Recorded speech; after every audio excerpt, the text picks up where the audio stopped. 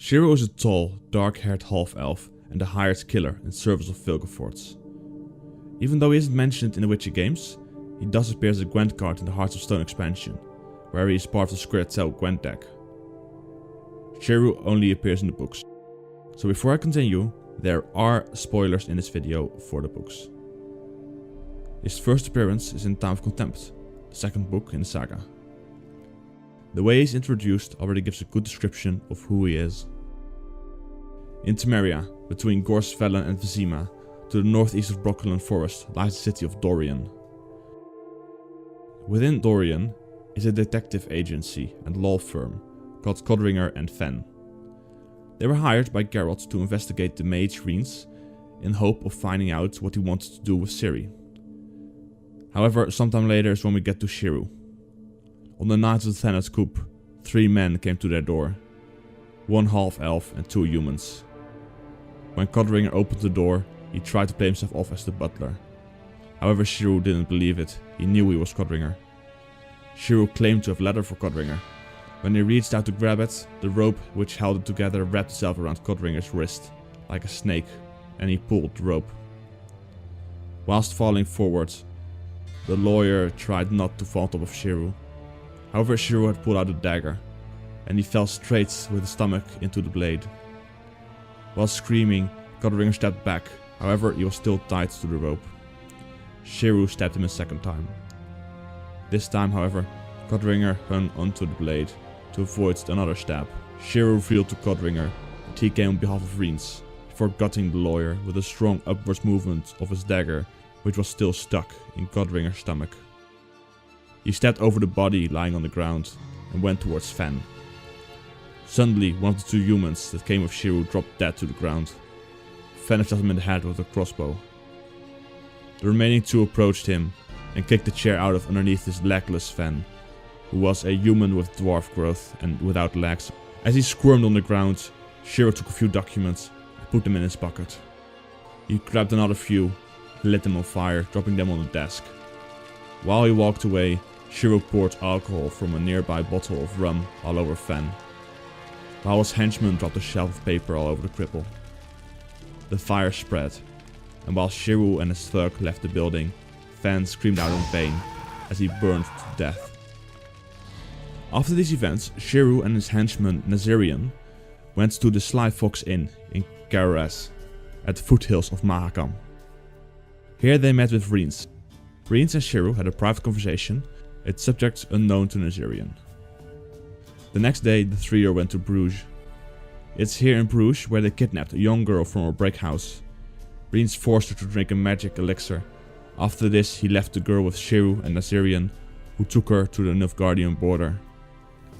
Here it was said that this girl was named Cirilla of Sintra. However, this isn't true. The girl they had kidnapped later became known as the fake Ciri, who eventually married Emir.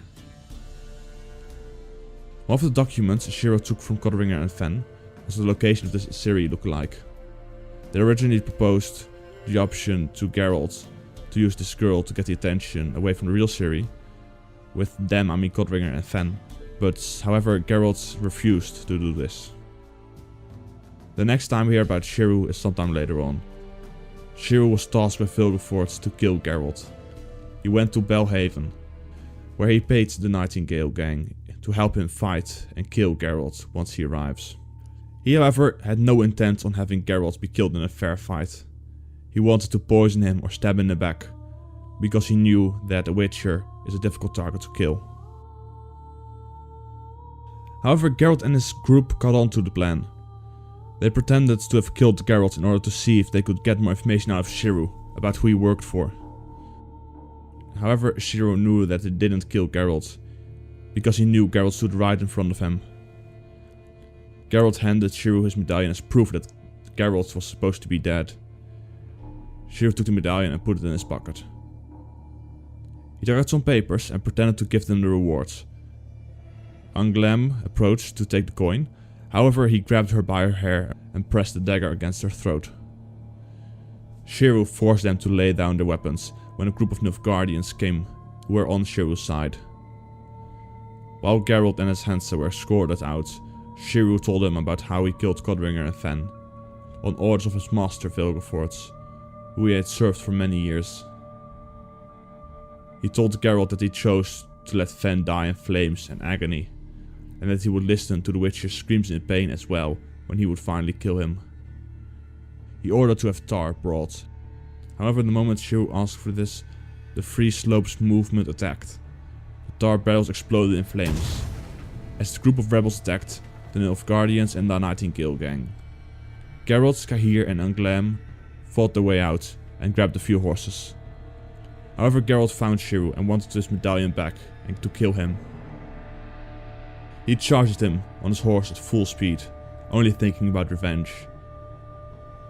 Schirru in the meantime was surrounded by arbalists who were ready to protect him. Geralt was ready to die fighting them. However, Anglam managed to just in time snap him out of it before it could go wrong. They fled. Geralt and his group went further south to Toussaint, to the druids of the Mirkfit forest. When they entered the forest, they saw a lot of dead bodies, mostly of pilgrims, brigands and a few druids. They weren't in the druids' territory yet. They had found something else there as well, a knight from Toussaint, who was being beaten by 3 criminals with a sword, an axe and a spear. Geralt jumped towards them and killed all 3 of them within seconds. The knight on the ground introduced himself as Checkered Knight. He joined Geralt as they went further on into the forest, where Nightingale and Schirru were hiding and fighting against druids and pilgrims. They quickly took out a part of what remained of the gang, and a group of the knights errants arrived, led by Milton the Payrek Perrin. Milton recognized Dandelion and wanted to take him to Anna Henrietta.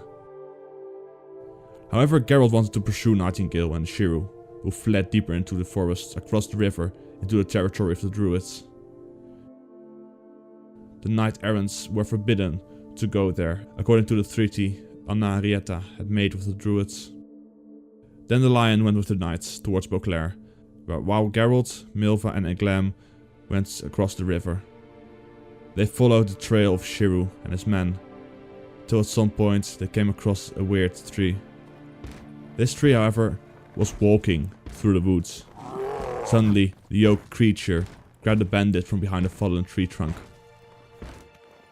The bandit was wrapped in branches, and when they looked up, they saw the oak creature had captured several others before him. Geralt ordered Milva and Anglam to run. However, the creature heard them and gave chase. Eventually they were caught, and a young female druid stepped out from between the roots from the creature while calming it.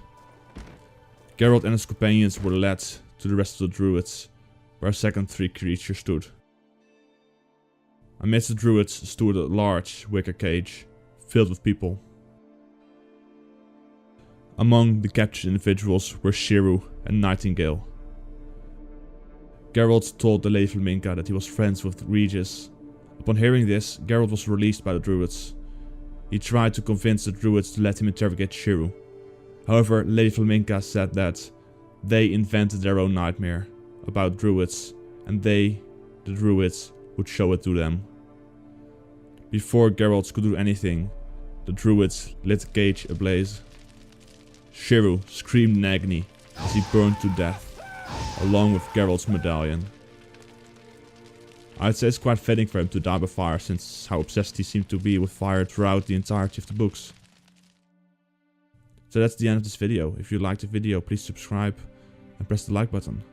I upload Witcher lore videos at least twice a week. Till next video. Bye.